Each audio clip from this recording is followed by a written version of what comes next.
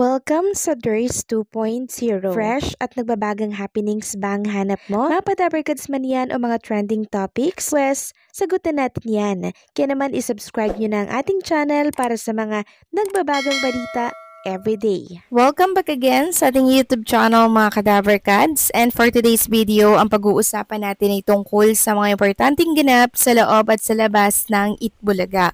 At tunahin na nga nating pag-usapan itong naging viral reaction ni Karen Aistrup during GIWI 5. Kahapon kasi ang pinapahulaan po ay anyong tubig. Pero ang sinabi po ng humuhula ay naging katawa-tawa. Di ba ang mga anyong tubig po ay katulad ng ilog, dagat, look, or karagatan? Ang sagot niya, or sagot ng humuhula, swimming pool daw.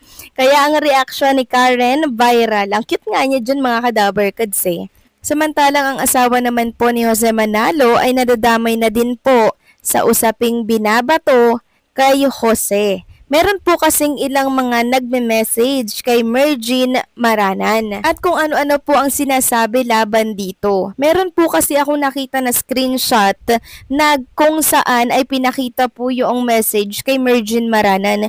Sabi dito, "Hi, pinagsawaan ka na pala ni Anjo. Matalino ka rin, girl. Alam mo kung sino ang kakapitan mo, kapwa mo sipsip." Marahil itong nag-message po kay Mergine Maranan ay mga panatiko po ni Mr. Anjo Iliana. Kasi kung inyo mapapansin, tinawag po si Mergine Maranan dito ng "pinagsawaan ka na pala, tapos kapwa mo sipsip."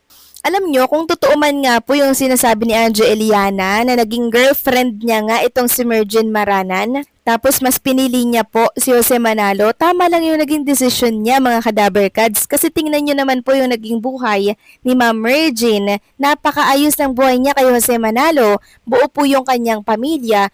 Kung si Anjo yung pinili niya, nako sus mio, ang dami po niyang mga chicks. Baka nasira lang yung buhay niya kung si Anjo po ang pinili nitong si Mergine. Kaya kahit ako wala akong pagsisisi mga kadabarkads na si Jose Manalo yung kanyang napangasawa kasi buong-buo po yung kanilang pamilya. Napakaganda po ng buhay ni Mergine Maranan plus pinakasalan pa po siya ni Jose Manalo. Samantalang may bagong rest back ang Jose Manalo na page dito kay Mr. Anjo Iliana. Sabi dito, "Sa mga nagsasabing kumakain ako ng tira-tira, dyan kayo nagkakamali." So kaklaruhin ko lang po mga kadabarkads, ito po ay isang fan page lamang, hindi po si Jose Manalo ang gumagamit nito. At nakalagay naman po yan sa page na only fan page lamang ito. Ito kasi si Mr. Anjo, hindi siya nagbabasa. Akala niya si Jose Manalo yung bumibira sa kanya. Mga fans lang din naman po yun ni Jose Manalo na kung saan ay sumusuporta kay Jose. Kaya sana mag-research muna bago bumanat kasi siya po ang nagiging mukhang katawa-tawa. At oo nga po pala, bago tayo magtungo sa main topic natin, nais ko lang pong ipaalam sa lahat na nagbigay po ng statement si Tito Soto para po yan sa pagpanaw ni former Senate President Juan Ponce Enrile. Sabi niya dito, "With great sorrow, we would like to inform everyone that our beloved colleague, mentor, and friend, former Senate President Juan Ponce Enrile, has joined our Creator this afternoon. He has dedicated his whole life, even until his last days, to public service. We will remember him for his formidable intellect and his compassion for the people, especially to the employees of the Senate. As we mourn his passing, we find comfort in knowing that the legacy of Manong Johnny will live on etched within the walls of the Senate, and his service to the nation will forever be in the hearts of many Filipino." Ang buong Dabarkads ay nakikiramay sa mga naulila po ni former Senate President Juan Ponce Enrile. Samantalang next topic naman tayo, pag-usapan natin itong bago na naman pong pasabog ni Mr. Anjo Iliana. Naglabas na naman po siya ng isang statement na kung saan ay nagmamakaawa at nananawagan po siya sa mga abogado na pwede pong makatulong sa kanya para maipakulong itong si Yesen Rapi Tulfo. Dahil daw ito sa pangit na image na naiwan po nung time na nagpunta siya sa Rapi Tulfo in action dahil yan sa eskwelahan po na kung saan ay pinaratangan daw sila na isang scammer. Dahilan para daw siya ay iwasan ng mga katrabaho niya maging sa Itbulaga, lalo na daw si Tito Soto na kung saan ay iniiwasan siya dahil scammer daw itong si Anjo Iliana. Ngayon, ang hinahabol po nitong si Anjo Iliana, yung mga kinita daw ni Rapi Tulfo na milyon million 5 to 6 years ago na. So gusto niya daw pong ipakulong si Sen. Rapi Tulfo, plus nagmamakaawa siya na sana daw ay may mga abogado na tumulong sa kanya at matulungan po siya para sa kasong ito. Pero ang akin lang mga Kadabarkads, bakit siya po ay nagmamakaawa na may tumulong sa kanyang abogado? Kung pwede niya naman po, 'di ba, na siya na lang po yung magsampa ng reklamo. Kumuha siya ng abogado. Yun nga lang siguro wala po siyang ibabayad. Inamin niya naman po 'yan sa kanyang video statement na naghihirap siya, tapos namamalimos na lamang siya kung ano-ano na lamang daw yung kanyang pinagkakakitaan, tapos kapos po siya. So, ibig sabihin, lumabas yung tunay na dahilan kung bakit niya po ginagawang mag-ingay.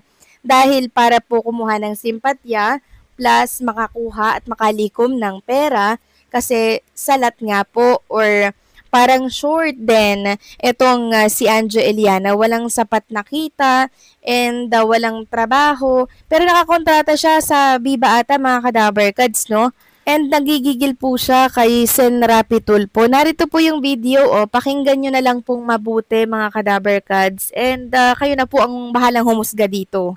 Nakikiusap sana ako sa inyo sapagkat hindi naman kalakihan ang aking kinikita ngayon. Ako po'y nakikiusap, baka meron po kayong mabuting puso, gininto ang puso, at kayo po ay isang abogado na pwedeng ipanglaban kay Rapi Tulfo doon sa mga ginawa niya sa akin na paninirang puri at pinagkakitaan ako ng gusto ng 6 na araw. Isipin mo, per views, 10 million, 20 million, FB, TikTok. Pinagkakitaan lang po ako. Pero okay lang yung kita eh. Ang masakit po doon, yung sinira yung pangalan ko na matagal kong inalagaan. Correction lang mga Kadabarkads, no? Siya po ang sumira sa kanyang pangalan. Hindi niyo po akong tulungan.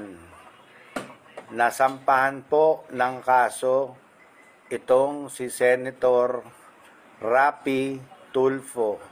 So napakalinaw po yung sinabi niya dyan, gusto niya daw pong kasuhan si Sen. Rapi Tulfo. So baka siya pong makasuhan ni Sen. Rapi Tulfo at parang may narinig pa ako na gusto niyang ipakulong. Haba ng video na to mga Kadabarkads, so sinama rin na lang po natin.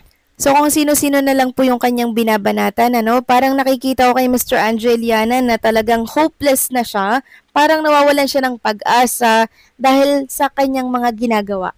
Plus ngayon, nagmamakaawa po sa mga abogado na pwedeng tumulong sa kanya. Kasi kung kukuha naman nga siya ng abogado pa lang, sobrang mahal na po ng bayad nun. Plus yung pagsampa ng kaso dahil ikaw ang nagsimula, syempre, ikaw din ang gagastos nun. Kaya nakikiusap siya na sana daw ay may tumulong ng libre sa kanya para makasuhan si Sen. Rapi Tulfo. So matapos sa mga Dabarkads natin, si Sen. Rapi Tulfo naman po ang binabanatan ni Anjo Eliana. So kayo ba, ano ang inyong masasabi dito? Please comment down below.